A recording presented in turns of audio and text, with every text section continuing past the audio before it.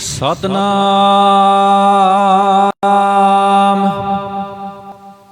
श्री वाहिगुरु साहिब जी।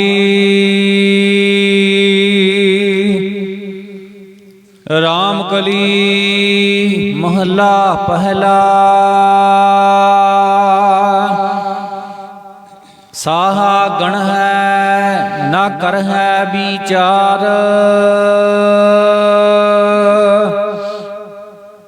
साहे ऊपर एक ओंकार।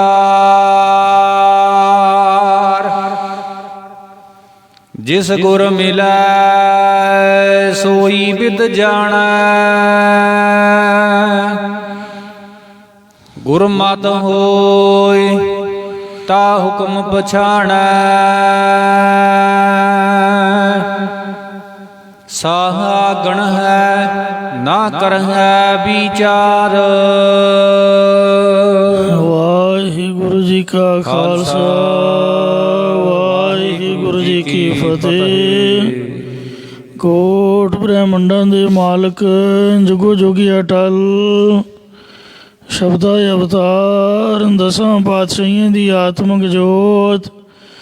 धन धन सतगुरु श्री गुरु ग्रंथ साहिब सच्चे पातशाह जी महाराज जी की पवित्र पावन हजूरी दे विच जुड़ मिल बैठी गुरु रूप गुरु खालसा साध संगत जीओ। आओ बड़े प्यार यार सत्कार दे नाल अमृत बाणी हर हर तेरी सुन सुन होवे परमगत मेरी।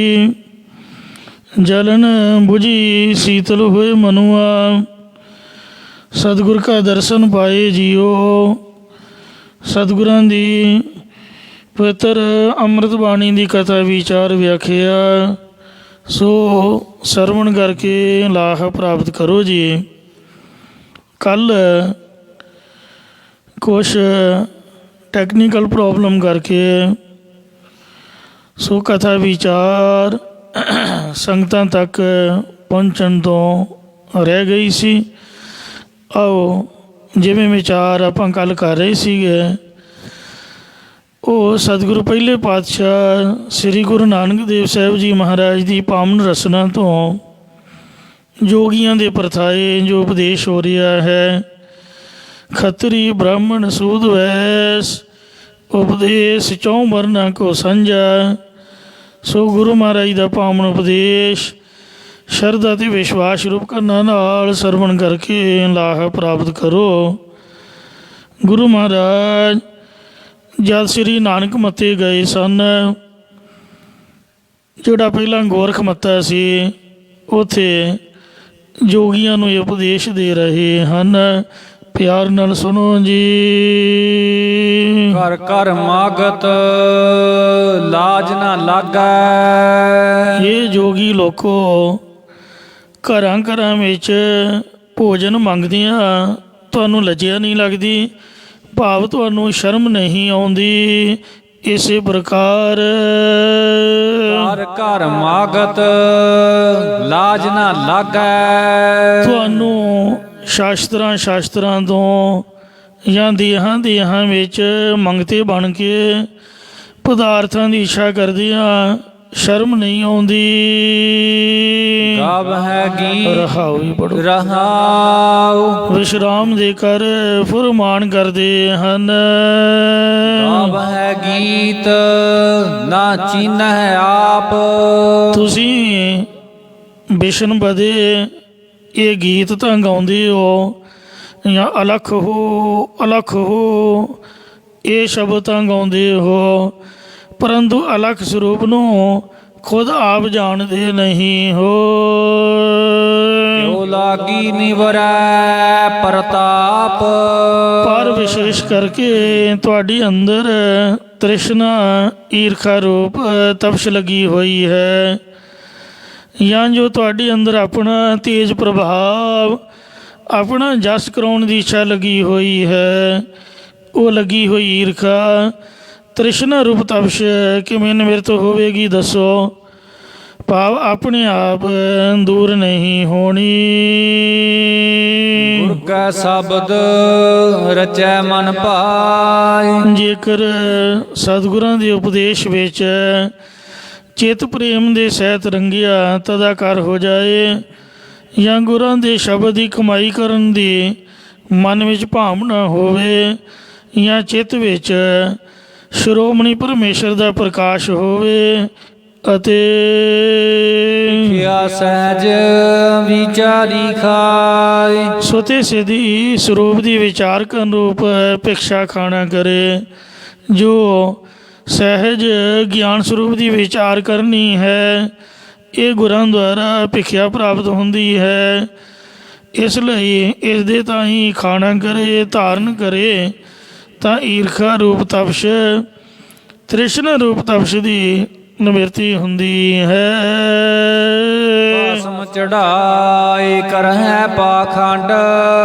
ਇਹ ਜੋਗੀ ਜਨੋ, ਸਰੀਰ ਉੱਤੇ ਤਾਂ ਤੁਸੀਂ ਸਵਾਹ ਚੜਾ ਕੇ, ਭਾਵ ਸਵਾਹ ਮਲ ਕੇ ਤੇ ਬਾਹਰੋਂ ਪਖੰਡ ਕਰਦੇ ਹੋ, ਆਪਣੇ ਆਪ ਨੂੰ ਸੰਸਾਰ ਤੋਂ ਤਿਆਗੀ ਕਹਾਉਂਦੇ ਹੋ।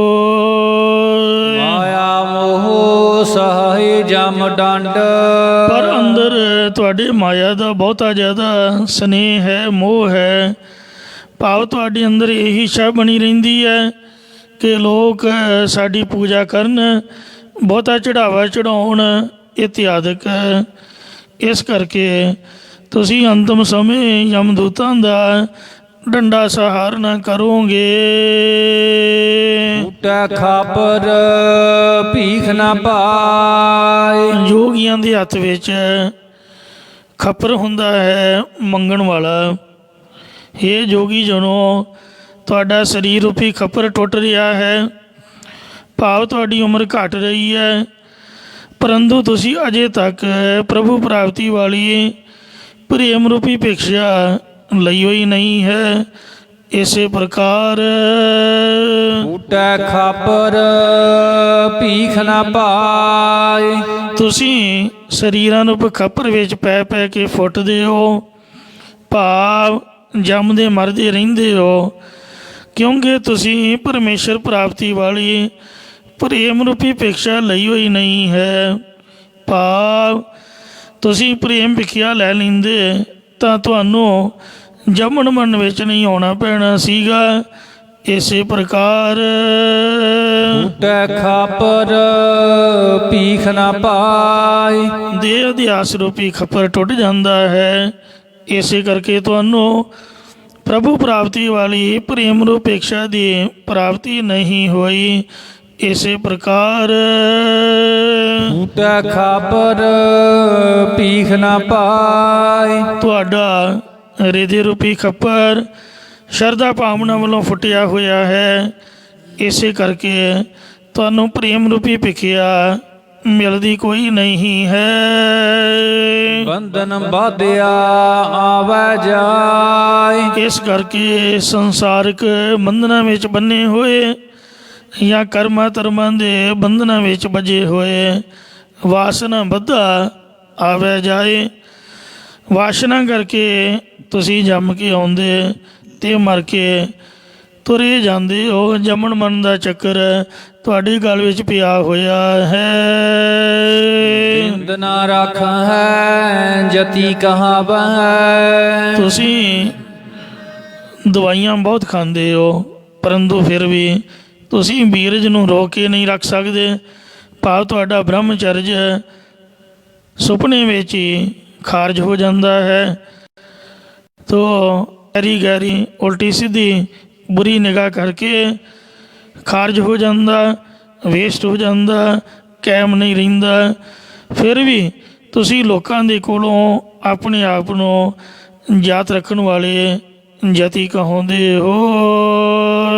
ਮਾਈ ਮਾਗਤ ਤ੍ਰੈ ਲੋਭਾਵ ਹੈ। ਮਾਈ ਮਾਤਾ ਜੀ, ਭੈਣ ਜੀ, ਇਸ ਤਰ੍ਹਾਂ ਕਹਿ ਕੇ ਬੀਬੀਆਂ ਕੋਲੋਂ ਘਰੋਂ ਘਰ ਆ ਕੇ ਭਿਖਿਆ ਮੰਗਦੇ ਹੋ।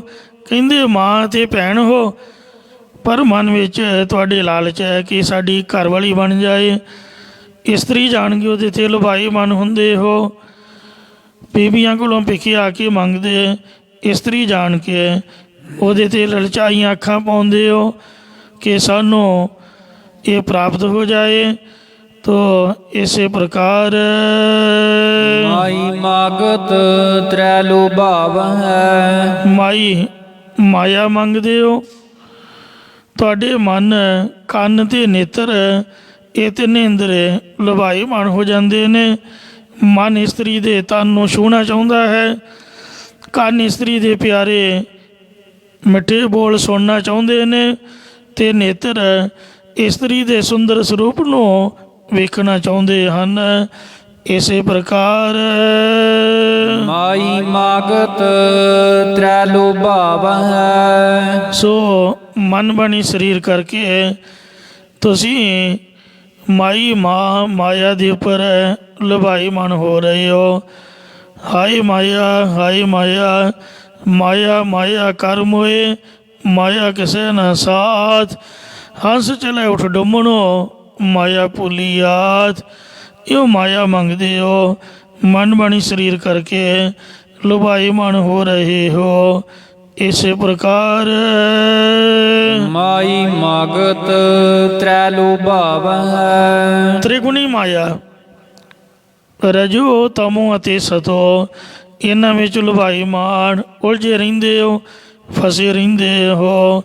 ਇਸੇ ਪ੍ਰਕਾਰ ਮਾਈ ਮਾਗਤ ਤ੍ਰੈ ਲੋਭਾਵ ਹੈ। ਤਿੰਨੇ ਬਾਲ ਜਵਾਨੀ ਬਿਰਧ ਅਵਸਥਾ ਵਿੱਚ ਉਲਝੇ ਰਹਿੰਦੇ ਅਤੇ ਮਾਇਆ ਹੀ ਮਾਇਆ ਮੰਗਦੇ ਰਹਿੰਦੇ ਹੋ। ਨਿਰਦਇਆ ਨਹੀਂ ਜੋ ਤੇ ਉਜਾਲਾ। ਇਹ ਜੋਗੀ ਜਨੋ, ਤੁਸੀਂ ਦਇਆ ਤੋਂ ਹੀਨ ਹੋ। ਭਾਵ ਕਿਸੇ ਉੱਪਰ ਤਾਂ ਕੀ ਦਇਆ ਕਰਨੀ, ਕਿਸੇ ਦਾ ਭਲਾ ਤਾਂ ਕੀ ਕਰਨਾ, ਖੁਦ ਆਪ ਦੇ ਹੀ ਦਇਆ ਨਹੀਂ ਕਰਦੇ ਹੋ। ਆਪਣਾ ਆਤਮਘਾਤ ਖੁਦ ਆਪ ਕਰ ਰਹੇ ਹੋ। ਮਤਲਬ ਆਪਣੇ ਭਲੇ ਵਾਸਤੇ ਨਾਮ ਨਹੀਂ ਜਪਦੇ, ਕੇਵਲ ਪੇਟ ਪੂਰਤੀ ਵਾਸਤੇ ਕੁੱਤਿਆਂ ਵਾਂਗ ਘਰੋਂ ਘਰ ਤੁਰੇ ਫਿਰਦੇ ਹੋ। ਕ੍ਰੋਧ ਵਿੱਚ ਆ ਕੇ ਝਗੜਾ ਕਰਦੇ ਹੋ, ਆਪ ਦਾ ਭਲਾ ਨਹੀਂ ਸੋਚਦੇ ਹੋ, ਜਿਸ ਕਰਕੇ ਨਹੀਂ ਜੋਤ ਉਜਾਲਾ। ਤੁਹਾਡੇ ਅੰਦਰ ਪ੍ਰਕਾਸ਼ ਰੂਪ ਦੀ ਪ੍ਰਾਪਤੀ ਵਾਲਾ ਗਿਆਨ ਰੂਪ ਪ੍ਰਕਾਸ਼ ਨਹੀਂ ਹੋ ਸਕਦਾ, ਜਾਂ ਜੋਤੀ ਸਰੂਪ ਪਰਮੇਸ਼ਰ ਦਾ ਤੁਹਾਡੇ ਅੰਦਰ ਪ੍ਰਕਾਸ਼ ਨਹੀਂ ਹੋ ਸਕਦਾ ਹੈ। ਬੂਟ ਬੂਡੇ ਸਰਬ ਜੰਜਾਲਾ। ਇਸ ਪ੍ਰਕਾਰ ਤੁਸੀਂ ਡੁੱਬਦੇ ਡੁੱਬਦੇ ਸਾਰੇ ਬੰਧਨਾਂ ਜੰਜਾਲਾਂ ਵਿੱਚ ਡੁੱਬ ਹੀ ਗਏ ਹੋ। ਇਸੇ ਪ੍ਰਕਾਰ ਬੂਟ ਬੂਡੇ ਸਰਬ ਜੰਜਾਲਾ। ਜਿਵੇਂ ਪਿਛਲੇ ਡੁੱਬਣੇ ਯੋਗ ਡੁੱਬ ਗਏ ਨੇ, ਤਿਵੇਂ ਤੁਸੀਂ ਵੀ ਸਾਰੇ ਜੰਜਾਲਾਂ ਵਿੱਚ ਡੁੱਬ ਰਹੇ ਹੋ। ਇਸੇ ਪ੍ਰਕਾਰ ਬੂਟ ਬੂਡੇ ਸਰਬ ਜੰਜਾਲਾ। ਜੋ ਡੁੱਬਣੇ ਵਾਲਾ ਵਿਕਾਰਾਂ ਪਦਾਰਥਾਂ ਨੂੰ ਪਾਣੀ ਹੈ, ਇਸ ਵਿੱਚ ਪਿਛਲੇ ਜੀਵ ਵੀ ਅਨੇਕਾਂ ਡੁੱਬ ਗਏ ਨੇ। ਔਰ ਤੁਸੀਂ ਵੀ ਮਨ ਕਰਕੇ, ਬਾਣੀ ਕਰਕੇ, ਸਰੀਰ ਕਰਕੇ ਸਾਰੇ ਬੰਧਨਾਂ ਵਿੱਚ ਡੁੱਬ ਰਹੇ ਹੋ। ਇਸੇ ਪ੍ਰਕਾਰ ਬੂਟ ਬੂਡੇ ਸਰਬ ਜੰਜਾਲਾ। ਡੁੱਬਣੇ ਯੋਗ ਪਦਾਰਥਾਂ ਦੇ ਵਿੱਚ ਹੀ ਡੁੱਬ ਰਹੇ ਹੋ, ਅਤੇ ਪਦਾਰਥਾਂ ਨੂੰ ਇਕੱਠੇ ਕਰਨ ਵਾਸਤੇ ਕਰਮਾਂ ਧਰਮਾਂ ਦੇ ਸਾਰੇ ਬੰਧਨਾਂ ਦੇ ਵਿੱਚ ਪੈ ਰਹੇ ਹੋ।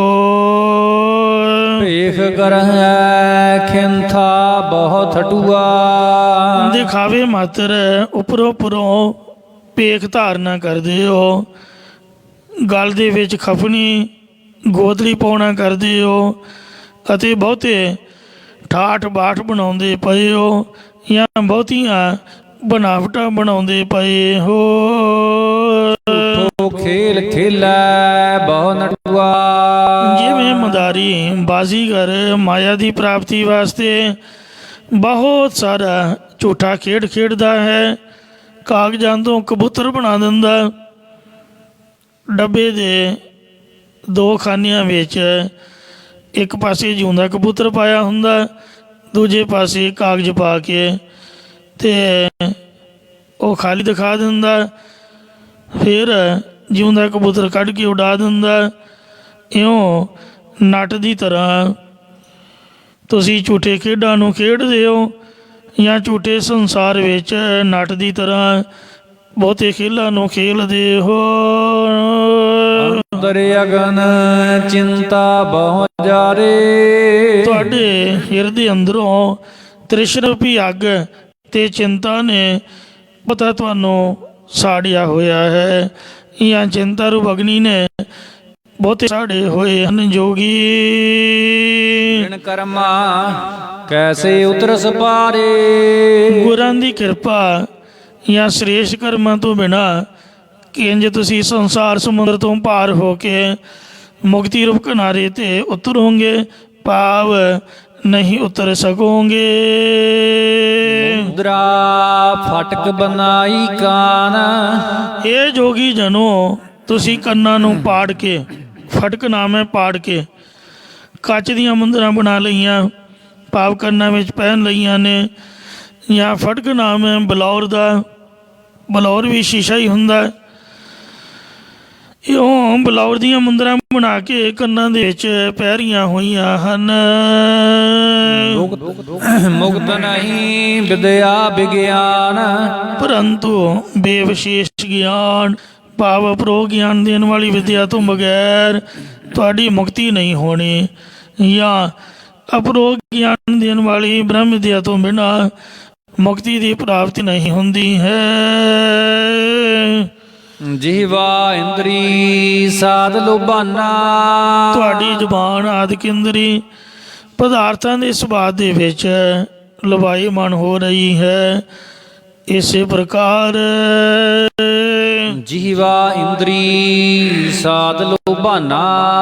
ਤੁਹਾਡੀ ਜ਼ੁਬਾਨ ਪਦਾਰਥਾਂ ਨੂੰ ਖਾਣ ਲਈ ਟਪਕ ਰਹੀ ਹੈ, ਪਾਣੀ ਘੇਰ ਰਿਹਾ ਹੈ, ਤੇ ਸਰੀਰ ਦੀ ਇੰਦਰੀ ਵਿਸ਼ੇ ਭੋਗਣ ਦੇ ਸਵਾਦ ਵਿੱਚ ਲਵਾਈਮਾਨ ਹੋ ਰਹੀ ਹੈ। ਮਤਲਬ ਗੁਰਦੁਆਰਾ ਸ੍ਰੀ ਨਾਨਕਾਣਾ ਸਾਹਿਬ ਜਦ ਕਲਯੁਗ ਨੇ ਸਤਿਗੁਰੂ ਨਾਨਕ ਦੇਵ ਜੀ ਨੂੰ ਦਿਖਾਲੀ ਦਿੱਤੀ ਤਾਂ ਉਹਦਾ ਬਹੁਤ ਹੀ ਭਿਆਨਕ ਸਰੂਪ ਸੀ। ਇੱਕ ਹੱਥ ਵਿੱਚ ਉਹਨੇ ਬਹੁਤ ਲੰਬੀ ਜ਼ਬਾਨ ਫੜੀ ਹੋਈ ਸੀ, ਦੂਜੇ ਹੱਥ ਵਿੱਚ ਆਪਣੇ ਸਰੀਰ ਦੀ ਇੰਦਰੀ ਪਕੜੀ ਹੋਈ ਸੀ। ਮਾਰੇ ਕਹਿੰਦੇ ਆ ਕੀ ਹੋਏ, ਕੌਣ ਹੈ ਤੂੰ? ਕਹਿੰਦਾ ਜੀ ਮੈਂ ਕਲਯੁਗ ਹਾਂ, ਆਪ ਨੇ ਹੀ ਮੈਨੂੰ ਸਮਾਂ ਦਿੱਤਾ ਹੈ। ਕਹਿੰਦੇ ਆ ਕੀ ਤੂੰ ਬਣਾਇਆ ਹੋਇਆ? ਕਹਿੰਦਾ ਜੀ ਮੇਰੇ ਸਮੇਂ ਵਿੱਚ ਦਾ ਲੋਭ ਲਾਲਚ ਤਿਆਗ ਕੇ ਇੱਕ ਅਦਵੈਤ ਰੂਪ ਪਰਮੇਸ਼ਰ ਨੂੰ ਉਹਨਾਂ ਨੇ ਜਾਣਨਾ ਕੀਤਾ ਹੈ। ਗੁਰ ਚੇਲੇ ਆਪਣਾ ਮਨ ਮਾਨਿਆ। ਹਰ ਪ੍ਰਭੁਤ ਚੇਤਨ ਚੇਲੇ ਦਾ ਆਪ ਦਾ ਸਰੂਪ ਜਾਣ ਕੇ ਪ੍ਰਭੁਤ ਚੇਤਨ ਗੁਰੂ ਅਤੇ ਮਨ ਚਿਤ ਮੰਨ ਗਿਆ ਹੈ। ਭਾਵ ਸੋ ਗੁਰ ਈਸ਼ਰ ਅਤੇ ਚੇਲੇ ਜੀਵ, ਅਰਥਾਤ ਜੀਵ ਈਸ਼ ਦੀ ਏਕਤਾ ਲਈ ਜੀਵ ਦਾ ਆਪਣਾ ਮਨ ਮੰਨ ਗਿਆ ਹੈ। ਨਾਨਕ ਦੂਜਾ ਮੇਟ ਸਮਾਨਿਆ। ਸਤਿਗੁਰੂ ਮਹਾਰਾਜ ਸਾਹਿਬ ਕਥਨ ਕਰਦੇ ਕਿ ਤਦ ਦਵੈਤ ਭਾਵ ਜਾਂ ਦੂਸਰੇ ਸੁਭਾਅ ਨੂੰ ਨਿਵਰਤ ਕਰਕੇ ਮਨ ਬ੍ਰਹਮ ਸਰੂਪ ਦੇ ਵਿੱਚ ਲੀਨ ਹੋ ਗਿਆ ਹੈ। ਰਾਮ ਕਲੀ ਮਹੱਲਾ ਪਹਿਲਾ। ਜਦ ਸ੍ਰੀ ਗੁਰੂ ਨਾਨਕ ਦੇਵ ਸਾਹਿਬ ਜੀ ਦਾ ਸਾਹਾ ਸੋਧਣ ਵਾਸਤੇ ਪਿਤਾ ਬਾਬਾ ਕਲਿਆਣ ਚੰਦ ਜੀ ਨੇ ਹਰਦਿਆਲ ਪੁਰੋਹਿਤ ਨੂੰ ਬੁਲਾਇਆ ਸੀ, ਅਤੇ ਹਰਦਿਆਲ ਪੁਰੋਹਿਤ ਨੂੰ ਬੁਲਾ ਕੇ ਕਲਿਆਣ ਚੰਦ ਜੀ ਨੇ ਕਿਹਾ ਕਿ ਸ੍ਰੀ ਗੁਰੂ ਨਾਨਕ ਦੇਵ ਜੀ ਦੇ ਵਿਆਹ ਦੀ ਤਰੀਕ ਰੱਖੋ ਪੰਡਤ ਜੀ। ਜਦ ਹਰਦਿਆਲ ਪੁਰੋਹਿਤ ਜੋਤਿਸ਼ ਦੇ ਤਰੀਕੇ ਨਾਲ ਸਤਿਗੁਰਾਂ ਨੂੰ ਚੌਂਕੀ 'ਤੇ ਬਿਠਾ ਕੇ ਸਾਹਾ ਗਿਣ ਲੱਗਿਆ ਤਾਂ ਸਤਿਗੁਰਾਂ ਨੇ ਹਰਦਿਆਲ ਪੁਰੋਹਿਤ ਨੂੰ ਉਪਦੇਸ਼ ਦਿੰਦੇ ਆ ਰਾਮਕਲੀ ਰਾਗ ਵਿੱਚ ਇਹ ਭਾਮਣ ਸ਼ਬਦ ਉਚਾਰਨ ਕੀਤਾ। ਸਾਹਾਗਣ ਹੈ ਨਾ ਕਰ ਹੈ ਵਿਚਾਰ। ਹੇ ਪੰਡਤ ਜੀ, ਤੂੰ ਲੜਕੇ ਲੜਕੀ ਦੇ ਸੰਜੋਗ ਲਈ ਸ਼ੁਭ ਦਿਨ ਚੰਗਾ ਮਹੂਰਤ ਗਿਣ ਰਿਹਾ ਹੈ, ਪਰੰਤੂ ਸਤ ਦੀ ਜਾਂ ਬ੍ਰਹਮ ਦੀ ਵਿਚਾਰ ਹੀ ਨਹੀਂ ਕਰਦਾ ਹੈ। ਸੋ ਇਹ ਤੇਰਾ ਜਿਹੜਾ ਸਾਹਾ ਹੈ ਇਹ ਗਿਣਨਾ ਦੱਸ ਕਿਸ ਕੰਮ ਹੈ? ਅਤੇ ਸਤ ਸਤ ਵਾਹਿਗੁਰੂ ਅਕਾਲ ਪੁਰਖ ਦੀ ਵਿਚਾਰ ਨਹੀਂ ਕਰਦਾ, ਜਾਂ ਹੇ ਜੋਗੀ ਜਨ ਤੂੰ ਸਵਾਸਾਂ ਦੀ ਗਿਣਤੀ ਤਾਂ ਕਰਦਾ ਹੈ ਪਰੰਤੂ ਆਪਣੇ ਸਰੂਪ ਦੀ ਵਿਚਾਰ ਹੀ ਨਹੀਂ ਕਰਦਾ ਹੈ। ਸਾਹੇ ਉਪਰ ਏਕ ਓੰਕਾਰ। ਇਹ ਭਾਈ ਪਰਮੇਸ਼ਰ ਨੂੰ ਮਿਲਣ ਵਾਲੇ ਸਾਹੇ ਦੀ ਬਾਬਤ ਗਿਣਤੀ ਕਰ ਜਾਂ ਵਿਚਾਰ ਕਰ, ਪਰ ਤੂੰ ਗੁਰਾਂ ਦੁਆਰਾ ਇਹ ਵਿਚਾਰ ਹੀ ਨਹੀਂ ਕਰਦਾ ਕਿ ਮੇਰਾ ਪ੍ਰਭੂ ਦੇ ਨਾਲ ਮਿਲਣ ਵਾਲਾ ਸਾਹਾ ਕਿਵੇਂ ਸੋਧਿਆ ਜਾਵੇਗਾ। ਹਾਂਜੀ।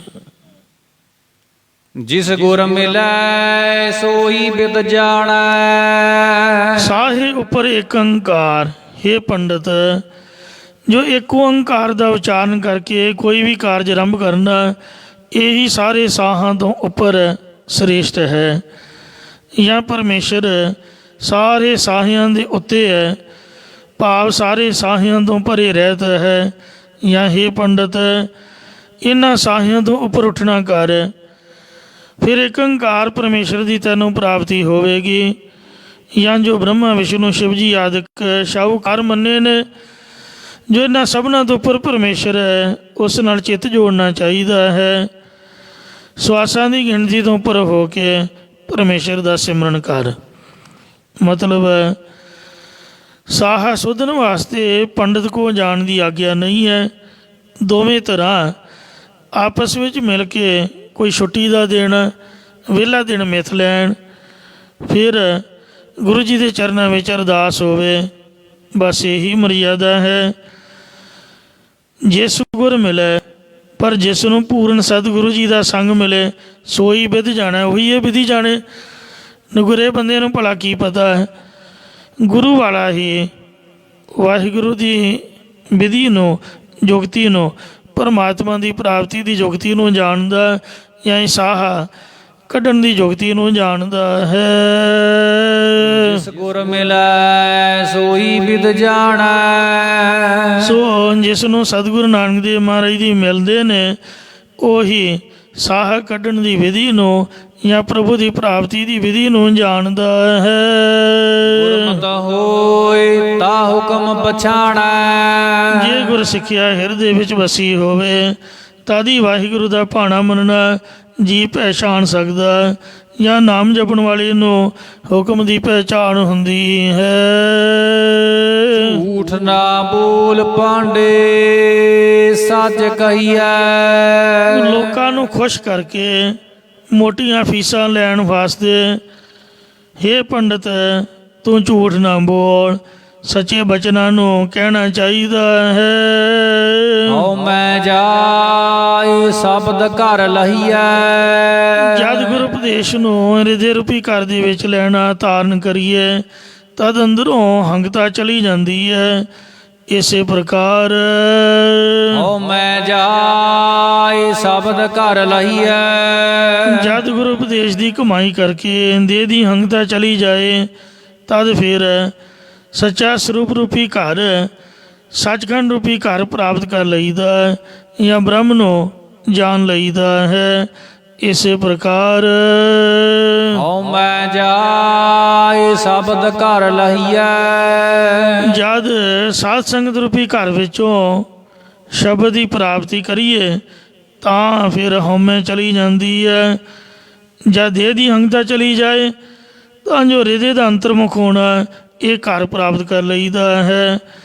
ਇਸੇ ਪ੍ਰਕਾਰ ਹਉ ਮੈਂ ਜਾਇ ਸ਼ਬਦ ਘਰ ਲਹੀਐ।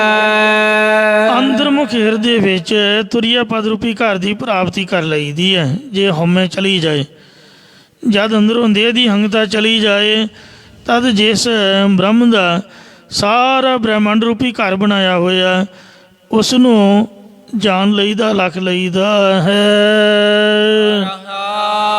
ਵਿਸ਼ਰਾਮ ਦੇ ਕਰ ਫੁਰਮਾਨ ਕਰਦੇ ਨੇ। ਗਣ ਗਣ ਜੋਤਕ ਕਾਂਡੀ ਕੀਨੀ। ਹੇ ਪੰਡਤ, ਜੋ ਤੂੰ ਜੋਤਿਸ਼ ਸ਼ਾਸਤਰ, ਜੋਤਿਸ਼ ਵਿਦਿਆ ਗਿਣ ਗਿਣ ਕੇ ਜਾਂ ਵਿਚਾਰ ਵਿਚਾਰ ਕੇ ਪੱਤਰੀ ਬਣਾਉਣਾ ਕੀਤੀ ਹੈ। ਪੜੈ ਸੁਣਾਵੈ ਤਤ ਨਾ ਚੀਨੀ। ਜਿਸ ਵਿੱਚ ਤੂੰ ਵੱਖੋ ਵੱਖਰੀ ਬਾਲਕ ਪੁਣੇ, ਜਵਾਨੀ ਤੇ ਬਿਰਧ ਅਵਸਥਾ ਦੇ ਹਿਸਾਬ ਕਿਤਾਬ ਲਿਖੇ ਹੋਏ ਨੇ, ਅਰਥਾਤ 15 ਥਿੱਤਾਂ 7 ਦਿਨਾਂ ਮਹੀਨਿਆਂ ਸਾਲਾਂ ਦੀ ਗਿਣਤੀ ਗਿਣ ਗਿਣ ਕੇ ਤੂੰ ਇਹ ਪੱਤਰੀ ਬਣਾਉਣਾ ਕੀਤੀ ਹੈ। ਸਭ ਸੈ ਉਪਰ ਗੁਰ ਸ਼ਬਦ ਵਿਚਾਰ। ਪੜ੍ਹ ਸੁਣਾਵੈ ਤਤ ਨਾ ਚੀਨੀ। ਤੂੰ ਹੋਰਨਾਂ ਲੋਕਾਂ ਨੂੰ ਇਹ ਪੱਤਰੀ ਪੜ੍ਹ ਪੜ੍ਹ ਕੇ ਸੁਣਾਉਂਦਾ ਹੈ, ਪਰ ਸਿਧਾਂਤ ਰੂਪ ਨੂੰ ਜਾਣਦਾ ਹੀ ਨਹੀਂ ਹੈ। ਇਸੇ ਪ੍ਰਕਾਰ ਗਣ ਗਣ ਜੋਤਕ ਕਾਂਡੀ ਕੀਨੀ। ਜੋਤ ਪ੍ਰਕਾਸ਼ ਵਾਲੇ ਤਾਰਿਆਂ ਦੀਆਂ ਗਿਣਤੀਆਂ ਗਿਣ ਗਿਣ ਕੇ ਕੁਕਾਂਡੀ ਖੋਟੇ ਘੰਡਾਂ ਵਾਲੀ ਸੰਸਾਰ ਵਿੱਚ ਲਿਆਉਣ ਵਾਲੀ ਪੱਤਰੀ ਬਣਾਉਣਾ ਕੀਤੀ ਹੈ। ਵੇਦਾਂ ਨੂੰ ਸ਼ਾਸਤਰਾਂ ਨੂੰ ਗਿਣ ਗਿਣ ਕੇ ਕਰਮਕਾਂਡਾਂ ਉਪਾਸਨਾ ਆਦਿਕਾਂ ਵਾਲੀ ਪੱਤਰੀ ਬਣਾਉਣਾ ਕੀਤੀ ਹੈ। ਸੁਣਾਵੈ ਤਤ ਨਾ ਚੀਨੀ। ਲੋਕਾਂ ਨੂੰ ਪੜ੍ਹ ਪੜ੍ਹ ਕੇ ਸੁਣਾਉਂਦਾ ਹੈ ਕਿ ਇਹ ਕਰਮਕਾਂਡ ਹੈ, ਇਹ ਉਪਾਸਨਾ ਹੈ, ਪਰ ਤੂੰ ਆਪਣੇ ਸਰੂਪ ਨੂੰ ਜਾਣਨਾ ਹੀ ਨਹੀਂ ਕੀਤਾ ਹੈ। ਸਭ ਸੈ ਉਪਰ ਗੁਰ ਸ਼ਬਦ ਵਿਚਾਰ। ਇਹ ਪੰਡਤ ਜੀ, ਸਾਰੇ ਕਰਮਕਾਂਡਾਂ ਉਪਾਸਨਾ ਗਿਆਨ ਆਦਿਕਾਂ ਤੋਂ ਉੱਪਰ ਗੁਰ ਉਪਦੇਸ਼ ਦੀ ਵਿਚਾਰ ਹੈ। ਮਤਲਬ ਆ ਜੋ ਕਥਾ ਹੈ ਗੁਰਬਾਣੀ ਦੀ, ਸਭ ਤੇ ਉੱਤਮ ਹਰ ਕੀ ਕਥਾ, ਸਭ ਕਰਮਕਾਂਡਾਂ ਤੋਂ ਉੱਪਰ ਹੈ।